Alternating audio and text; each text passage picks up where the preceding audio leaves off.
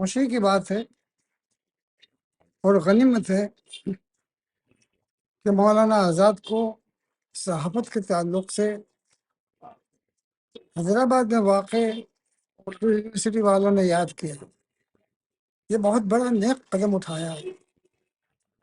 مولانا آزاد کی شخصیت کے بہت سے پہلو ہیں، اس میں صحافت بہت ہی اہم پہلو ہے، اور اس کے لیے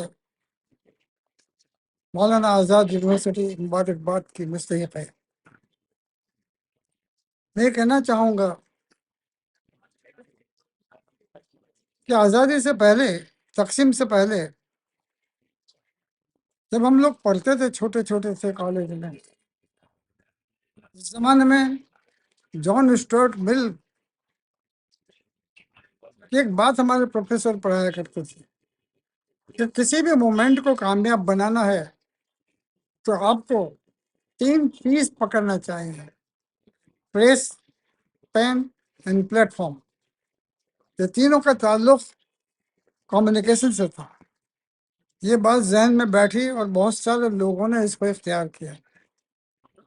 میں یہ کہنا چاہوں گا کہ آزادی کی مومنٹ 20ویں صدی کے شروع سے، جب میل مزدوروں نے سب سے پہلے بامبے میں اسٹرائک کی، اس وقت شروع ہوئی اور بہت سے نعرے لگے۔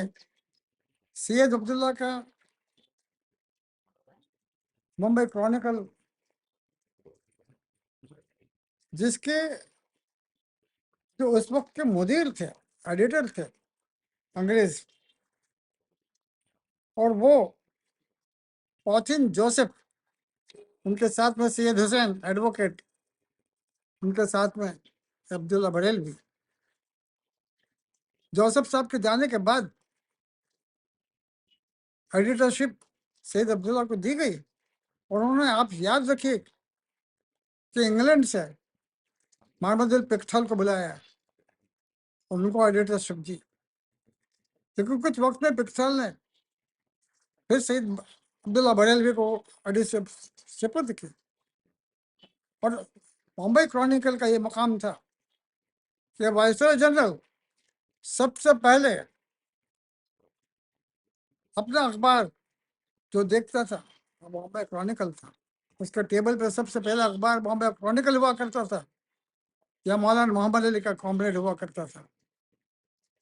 یہ وہ اخبار تھے جنہوں نے سیاست یا سیاسی زندگی میں، سیاسی تحریک میں نئی روح پھونکی۔ زمیندار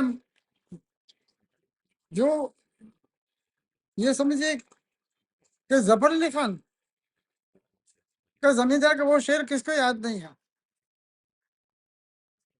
کہ دوڑو زمانہ چال قیامت کی چل گیا، جاگو وگرنہ حشر نہ ہوگا پھر کبھی۔ یہ شعر کہنا، یہ شعر چھپتا تھا۔ اور اس زمانے کی ایک بات دوہراؤں میں تم کو کہ مولانا آزاد کا تو سکہ تھا، ان کی عربی اسلوب پر مشتمل اردو زبان کے سب قائل تھے، الہلال نکلتا تھا، سب سے زیادہ پڑھا جاتا تھا۔ لیکن مولانا ظفر علی خان کچھ کم نہیں تھے، سید سلمان ندوی کچھ کم نہیں تھے، عبد الماجد دریابادی بھی برابر کے تھے،